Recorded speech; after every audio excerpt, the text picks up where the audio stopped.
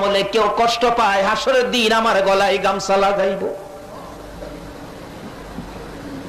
রাষ্ট্রপতি হইয়া, প্রেসিডেন্ট হইয়া, মদিনার শাসক হইয়া ওমর বাড়ি বাড়ি ঘুরতেছে।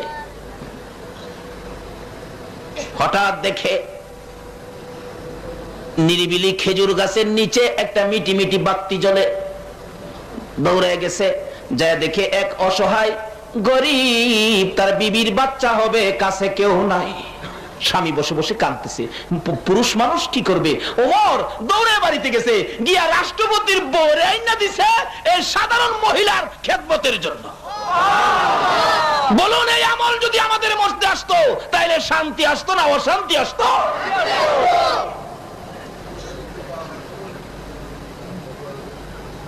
দিল একটা। এমন বহু ঘটনা। ওমর রাত্রের বেলা ঘুরে একটু ভয় নাই। আর একদিন ঘোষণা দিছে, আমার